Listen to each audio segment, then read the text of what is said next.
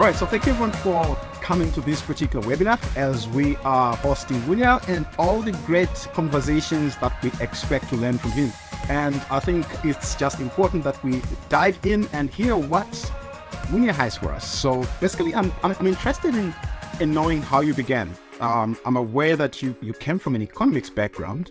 I was thinking you'd remain an economist. It seems you've desired to get into the sleepless nights, writing code and doing things. What really motivated you? What made you to think, I have to make the decision to shift from economics into tech? And I've seen that you stayed long in this path without changing your mind, meaning you're enjoying the path. So can you just debrief us on that? So hi everyone, my name is Muny, and I came from Zimbabwe and I'm living in Toronto, Canada. So coming from Zimbabwe, I didn't have a lot of exposure as to what to do when you come to university. I started studying economics because if you know anything about Zimbabwe's economy, you will understand that we've been through hardships, right. Economic. So I wanted to understand why, I'd saved so much money in the bank, why that money was now worthless. So I started looking into inflation when I was in high school, and that's how the economic studying path began. So I came to Canada, went to university, studied economics and finance, and worked for a company called TMX, the Toronto Montreal Exchange in Montreal. Trading options and derivatives, more middle management for the trading floor. But with money, when you're dealing with people's money, there's a lot of compliance. You can't go and do whatever you want to do. That's right. You can't be creative. That's right. You can't invent your own accounting practice or financial standard. So I wanted a little more freedom with what I could do. All of the projects that I could do in finance would require money and they would require permission and approval. But all of my developer friends were, building websites and building apps. And one of my friends actually built an app that, at some point, 500,000 people were using. Wow. Like, oh my goodness, this is an actual business and he didn't need anyone's permission to do it. He just slept late on certain weekends and then did it. So that's what led me to begin my journey, my technical journey, and begin studying software development. Muny, did you think of leaving your economics background and pursue a degree in maybe computer science in order for you to consider looking into getting into development? Or was it just the excitement from seeing what your friends were doing? So I was very excited. It's the latter. I was very excited with what my friends were doing. And one of the friends lived in Waterloo. His name was Andoid. So he was early on at Palantir. So that's security, cybersecurity. It shows you how technical this guy was. I'm telling you, most of the conversations we had just went over my head. He'd be telling me about like DDoS and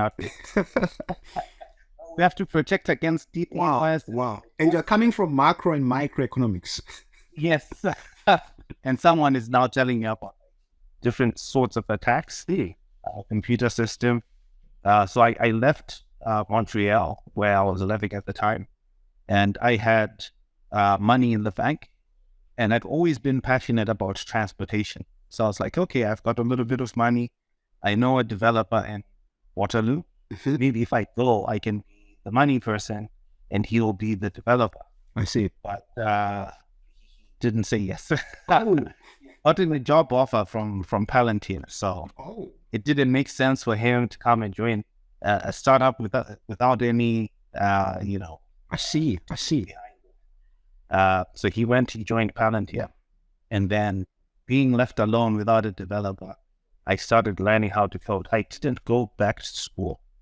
I went to university. I went to the University of Waterloo. Yes. And I know from my experiences in university that first year classes like CS 1000 has a lot of students. Correct. And no one is looking at who's there, are they a student or not. So I sat in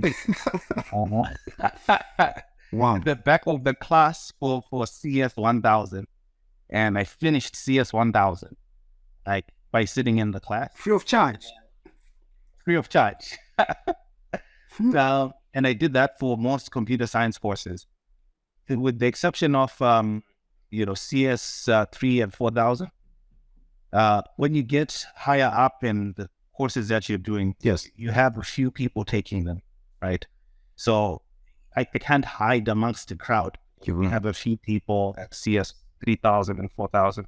So what I would do is I would tell the professor that, oh, I'm doing CS 2000, which was true.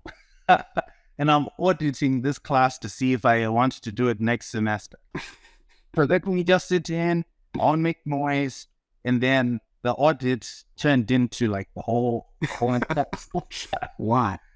so that was for the CS 2000, 3000, 4000. So that's how I did like CS at Waterloo without actually being a student. I couldn't go back to school because I was still not a permanent resident. I was still just a postgraduate. And the cost of going into a university Yes. like Waterloo is very, very high. So I had to become creative with see how I could attain that knowledge. That knowledge. That also meant that you were more serious in those classes, like than the rest of the students, because you're on a mission, eh? Yes. So I don't know if everyone else has the same situation, but as soon as you finish school, people back home expect you to start contributing. So I had a little bit of savings, and I'd left my job to do this startup that I couldn't do now because I didn't have a developer.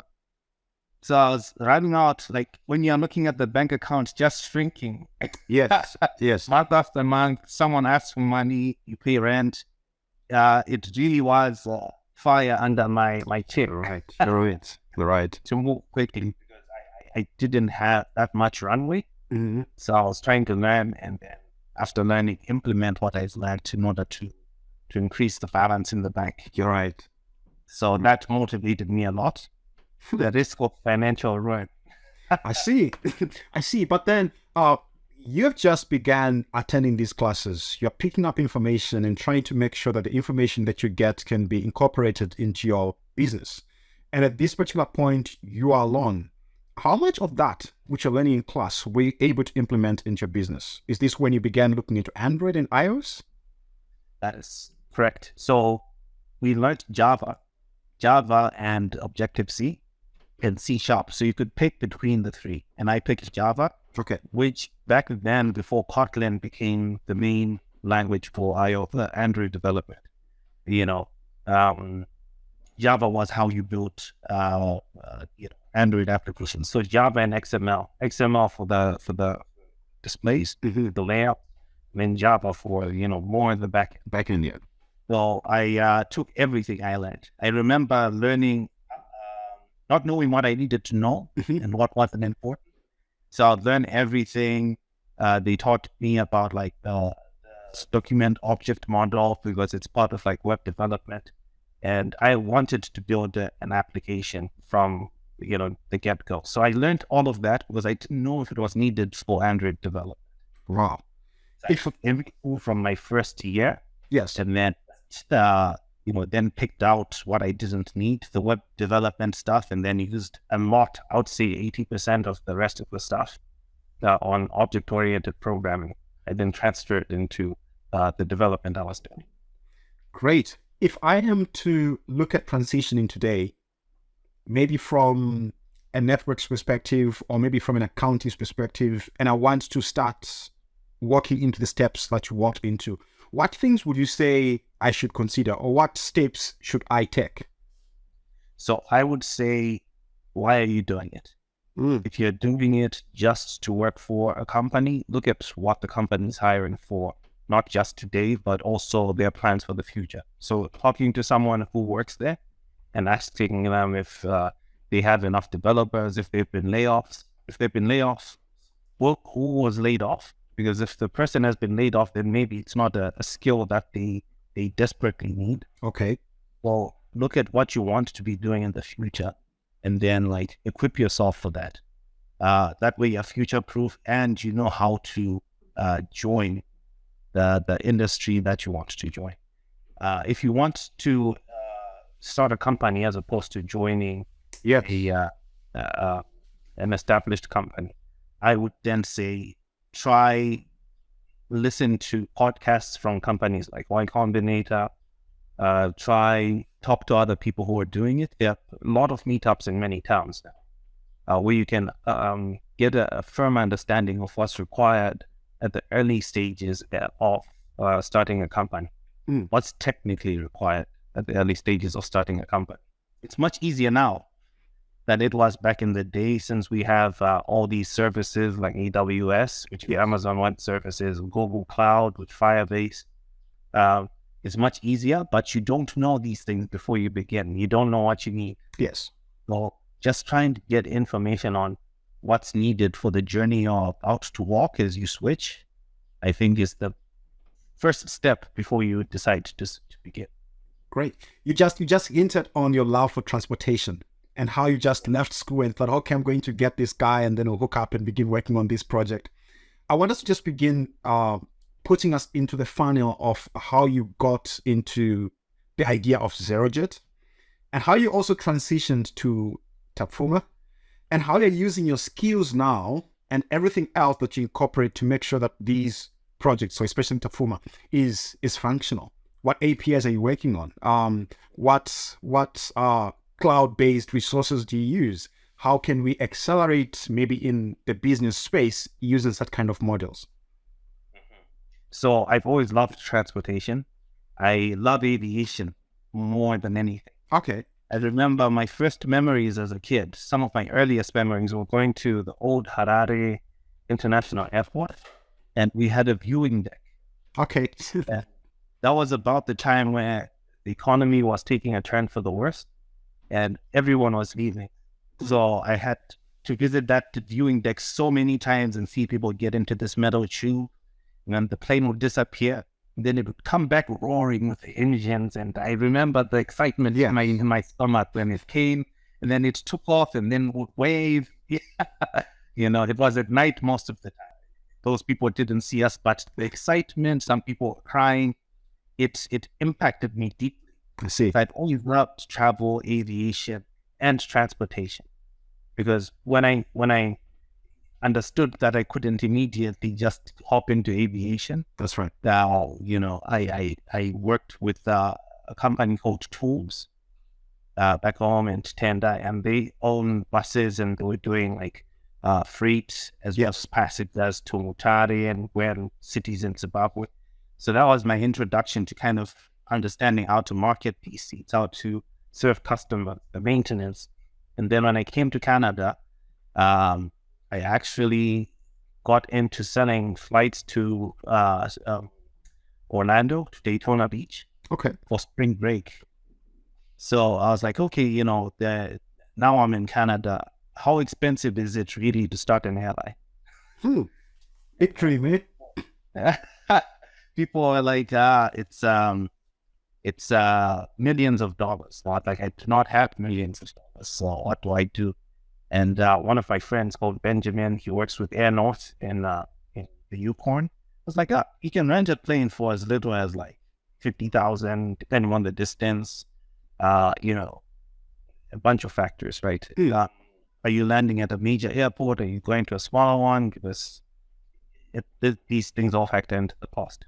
I was like, okay, if we can rent a plane and you're in Winnipeg and it's -30 and Miami is plus, 25 or plus 30, how do we sell tickets? So I took my experience doing, the marketing back home for the bus company.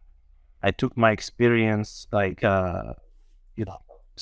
meant to say, when I learned development in Waterloo, I tried to do a ride-sharing company because that's what I knew. I knew transportation. Yes. I called it ONU, which means together in Igbo, Nigerian language. So I tried that and it failed. I learned that if you build it, people won't come. You really have to put a lot of effort into marketing. So from the experiences failing at the first thing I did straight after learning development to my experiences selling bus tickets back home, I decided to sell university students spring break or reading week tickets to Miami. Okay. So that's what I did initially. And how did that go? So the spring break thing went very well. It allowed me to come up with the idea for ZeroJet. So ZeroJet basically was go to a destination, we'll fly you there for free on the condition that you spend a certain amount of money with businesses at the destination. So let's say, John, you wanted to go to Miami, and you're obviously going to look for accommodation.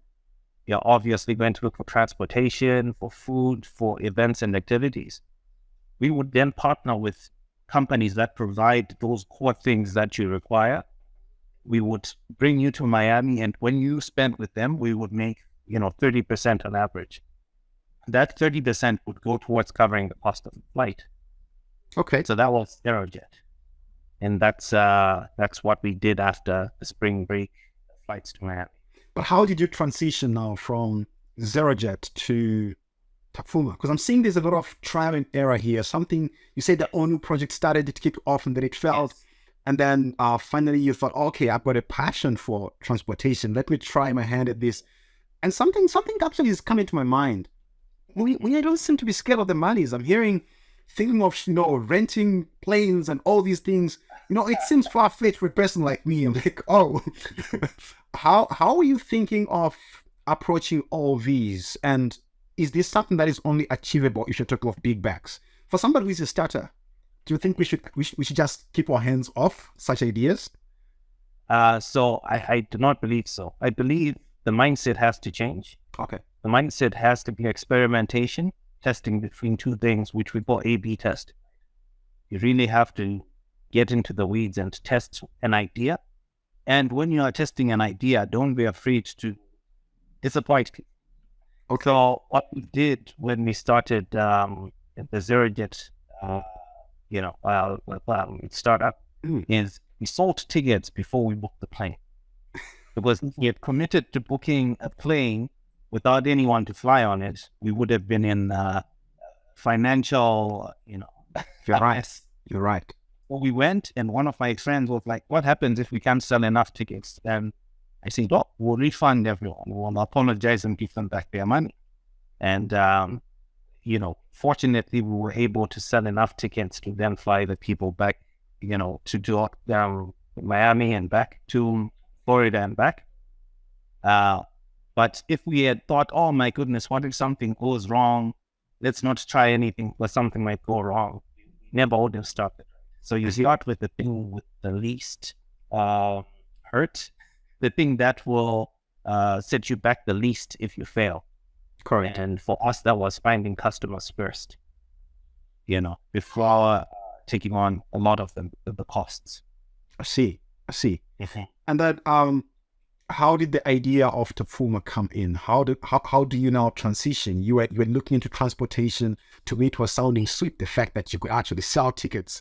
How does Tafuma come into the picture? So we ran with ZeroJet from the time I was university.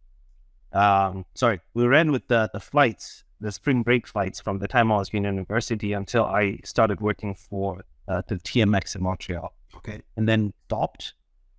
And then after that, that short period of working the corporate life, going to work, coming back, going to work, coming back, we then, tried ZeroJet after failing it on. Okay. So it's flights, corporate life, leaving corporate to start something, failing, and then ZeroJet. I see. Right? With ZeroJet, we tried to expand. So there was a point past which we couldn't grow. Okay. Where, our marketing, the way we marketed, couldn't bring in more customers. And, we had one destination, which meant, you can't really ask people to keep going to the same place over and over again. You're right. So there were all these constraints to growth that led to us saying, okay, this is good as a business that brings in certain amounts of money, but it's never going to grow to the point where we have, millions of dollars. You're right. hopefully what you want to do if you're, taking on this much risk and responsibility. So we looked at the Winnipeg market, we looked at the Toronto market, and there was so much we could grow. And it was becoming painful to grow slowly. And to add to all of that, the pandemic then happened. So people aren't traveling during the pandemic, and you're trying to grow a business. You've already been struggling to increase the number of travelers who you're sending to a destination. You've got one destination. All of these things were very frustrating because we didn't want to be, boxed in to be the travel agents. We're not calling us travel agents. If we were startup people, and like, no, we're not travel agents or startup people. So the lack of growth in the pandemic led to us eventually winding down operations at Zerajet. And like, okay, we do not seem to be in a position where our knowledge or our resources allow us to scale this past a certain point. Let's wind it down. So we sold the assets, we sold some of the technology I can't disclose the name of the company, but they're funded by JetBlue Ventures. If you look around, you might find some of the things that we did there. So we also sold the domain zerajet.com to a company in Australia, in New Zealand. Oh, yes. I noticed that. Yeah. They do jet boats. So they gave us some of the money because the American company already had a name. They didn't want the domain. So they're like, you're charging us a lot discount in the domain. You keep the domain, we keep some of the technology. How much would that come to? So we sold the business, parts and the pieces of the business to different people. And we took the money and sat on it, because it was a pandemic and, we had been doing this startup thing and we were broke. So having that money to sit on was something that allowed us to get through the pandemic without income. I see. And I keep saying we. It was me, a guy in Edmonton, the guy who I'm driving back to Toronto. Yes. And a fellow called Chris. Chris was our accountant. Chris is in Winnipeg. Okay. Yes. Do you always advise, as we are looking into maybe working with startups or people are considering that, to have a team that has people with different specialties? I've seen sometimes people just batch up. Look, we graduated together. We are all tech people. Let's take this up. Yes. So I do encourage a team. The makeup of the team depends on the idea that you have, right? If you're doing something that, requires, if the thing you're building is going to be used by lawyers, maybe it's good to have someone who understands the legal space to be able to do sales to lawyers or to assist in products development. So depending on what you're building, you do need a subject matter expert. This doesn't mean that you don't talk to the customers. Always talk to customers, regardless of how, knowledgeable you are on the subject matter, because what you are building and what the customers want you to build might be different. You have to understand their pain and what they are willing to pay for before investing all your time and energy into building something. So yeah, a subject matter expert to understand that the product must function this way, there are these constraints, etc. But you also need to talk to customers. And having a team will keep you motivated on days where you don't want to do it. Because there'll definitely be days where you wake up and, you're advertised on Google, you didn't get as much conversion as you wanted, you've run multiple tests and things aren't working, and you get demotivated to run additional tests that actually might result in, a positive outcome. See, those days where you are down, your team member might be up. Or days when he's down or she's down, you might be up. So it's important to have a team just for that factor. It turns out that the longer you do these things, to start companies and, even going out and doing just basic 9-to-5 work, yes, you need partners to keep you motivated in life. Right? So that's what I found works for me, for the motivation and for moving fast and far. You're right. Okay, I'm going to open this up. I'll open this up to anybody who's got questions. I don't know if anyone has a question so far. Before you do that, Yes. I feel I neglected to answer another part. Please go ahead. The Tapuma part. So during the pandemic, we're sitting on, some of the money that we've made from selling off the assets. Yes. And everyone goes their separate way. And I'm trying to get something for my dad, just to say thank you so much for supporting us, because, he kept asking me about the company. Everyone else got tired after some time. You tell them and then they start bobbing their head, falling asleep. Yeah. We've heard talk about the idea 1,000 times. But my dad was always keen to listen. Yeah. So I'm trying to buy him something in Zimbabwe. And it was just so difficult to find someone who solved the things that we needed to find. I had to ask around, and people would be like, oh, I've got the number of someone with a WhatsApp business, and this WhatsApp business has products in the catalog. And then they'll send me the number, then I'll check out the products, and, maybe they have it, but it's overpriced. So comparison shopping, was very difficult to do on WhatsApp, and we don't have a WhatsApp directory. I know Brazil has a WhatsApp directory. I know India has a WhatsApp directory. India even has payments on WhatsApp. Oh. Yeah. So, they've got a system called a UPI, the Universal Payments Infrastructure, that Indian companies are required to use. It's their own Visa or MasterCard system for India. So, yeah, I'm looking at all of these other countries and I'm thinking to myself, we're going to get this last is Africa. There's 54 countries, and which one do they start with? They're probably going to start with Nigeria. And, I love Nigeria and I'm happy if they do start with them, but I'm not in Nigeria, so I'll get to benefit last. You're right. But in addition to being a small country, we also don't have our own currency. So, I'm going to fix out. I'm not going to sit around and wait for them to bring us a directory. I'm not going to sit around and wait for them to bring us payments. I want to be able to shop, and pay for things and have them delivered and discover the things that are being sold by WhatsApp merchants in Zimbabwe. And that's where the idea for Tapuma came from, where I then built using the WhatsApp API, using Stripe. Stripe is the payments processor. And using Algolia. Algolia allows you to do index-based searches. It's an amazing API that I use. Okay. I then put all of these things together and, began building the tools that I felt were missing for WhatsApp. And that's how Tapuma came about. Wow. I really love the way it just popped up. How far are you with getting the directory to Zim?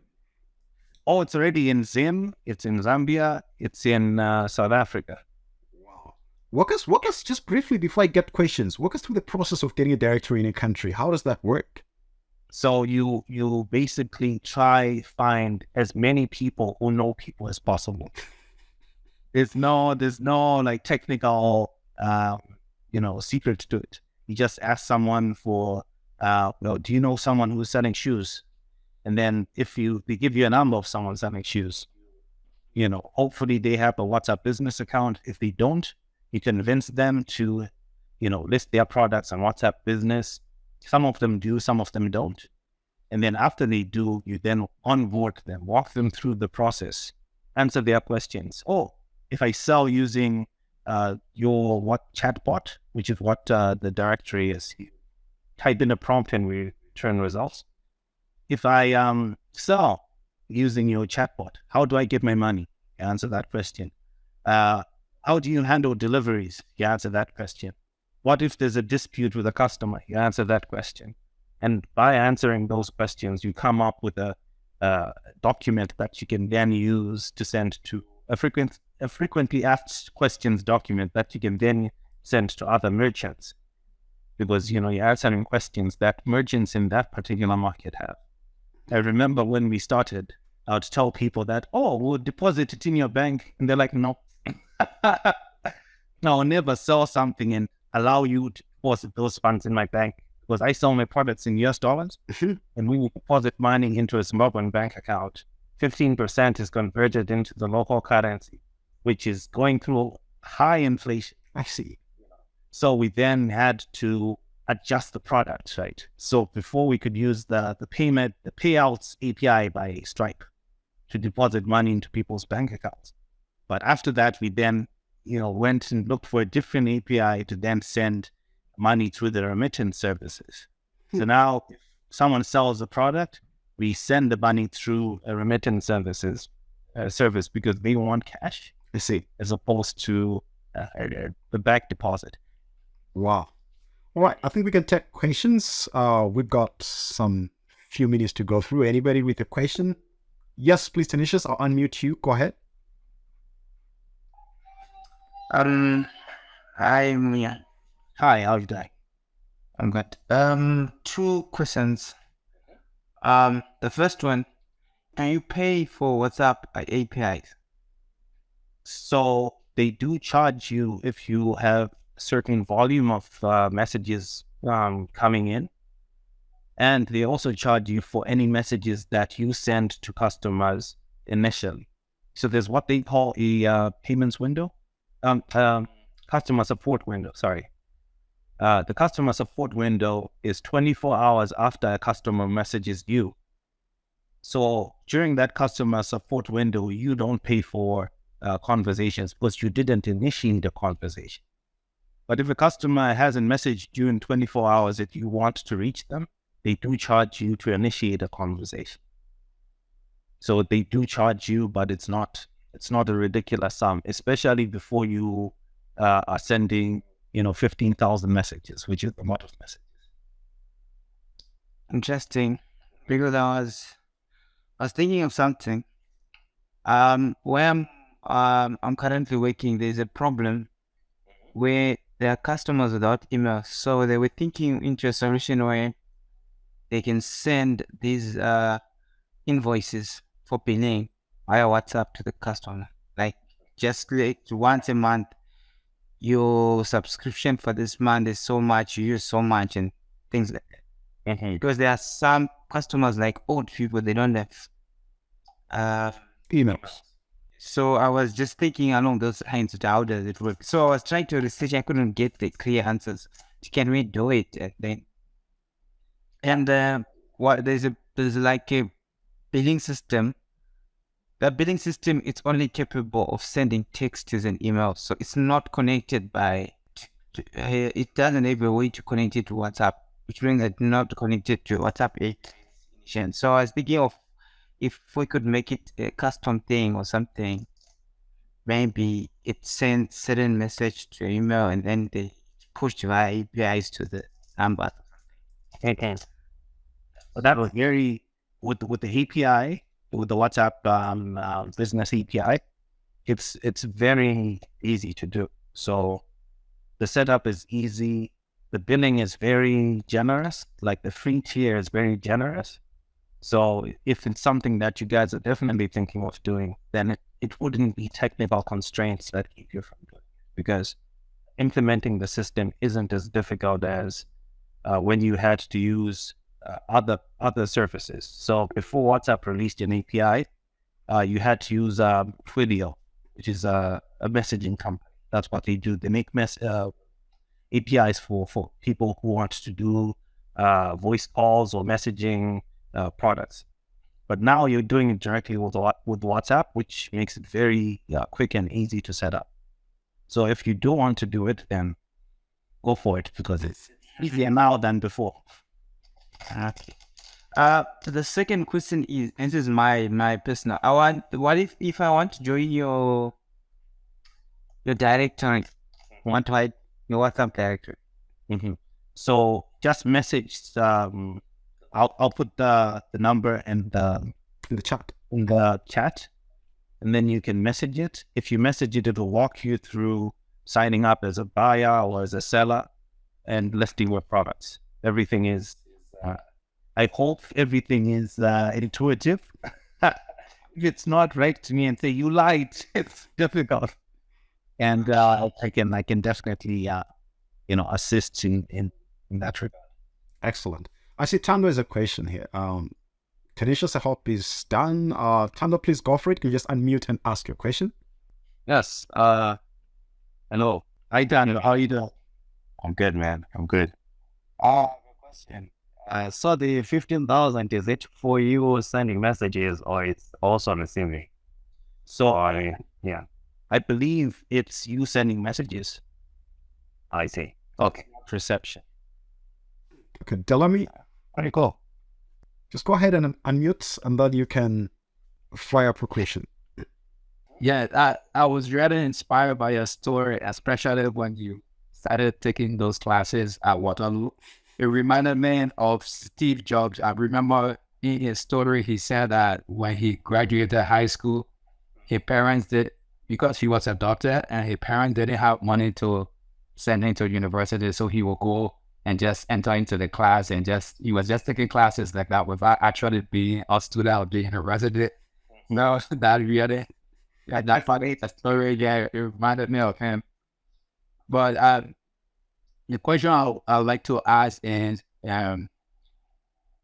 do you have currently? Do you have room, like, can I if I want to partner with your company and take it to the Liberia, for example? I'm from Liberia, or take it to Ghana, even though I'm not from Ghana, but because it's 7 years in Ghana, I have contacts in Ghana.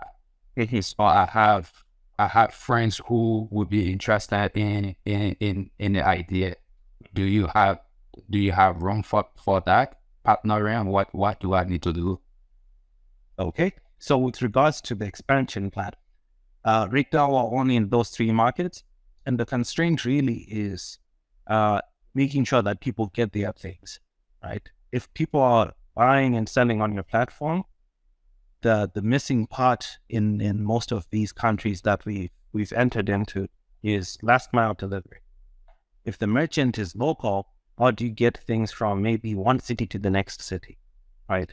Do you know what the cost is, getting things from the capital city to a secondary city?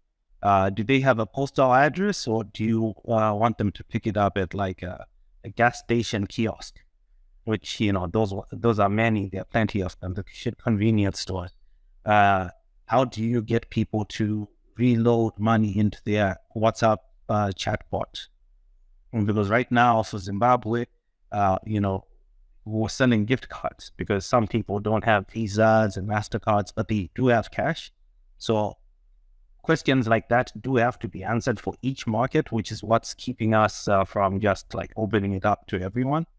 If we can partner and those questions are answered by the partnership, then absolutely, we then work out the terms of like revenue and all those other things. But the technical aspect of it it's already done. It's more the operational side, getting products from the seller to the buyer affordably and making sure that the buyer can add money to spend in their account. So it is something that if we can answer through a partnership, we definitely would be interested in. Okay, sure. I'll reach out to you and we can talk more, and I will link up with my colleague. Excellent. I'm looking forward to it. Excellent. All right, Muny, I'd like to wrap up. I not take much of your time, but I've got a question that I just want to ask. If you were going to change something about what you do in your professional space, what is it that you would change? If I were to change, I would probably not move from Waterloo. Okay, why?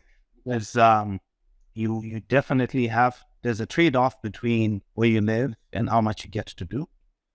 If you're living in a smaller place, you've got more runway. Your money stretches, long and distance. So if you're living in a place like Waterloo, one, you're surrounded by students. So there are times where they just focus and you can ask questions and get help to technical questions. It's not as identical, to Toronto.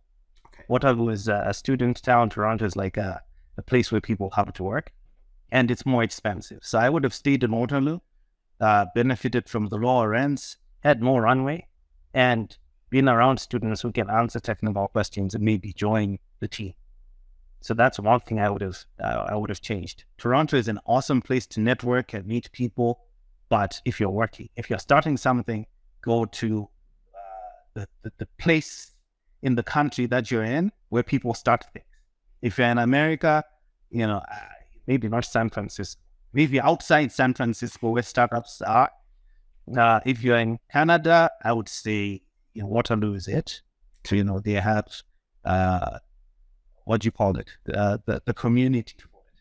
You're right. All right. Meetups for startups. They have incubators. Yes. They have grants. So even if you do then use up your money, you can get a grant from, the Accelerator Center or Communitech or, any one of the dozens of incubators that are in Waterloo. Wow. So I would definitely have just stayed in Waterloo and focused as opposed to moving to Toronto. Great. All right. Unless there are other questions that I have to take, seems nothing. All right. So thank you so much, Muny, for coming through. I really appreciate. Thank you for taking this time and inspiring the next generation of IT professionals. Somebody's going to learn from what you said and definitely be able to accelerate their career. So for now, I'll say thank you.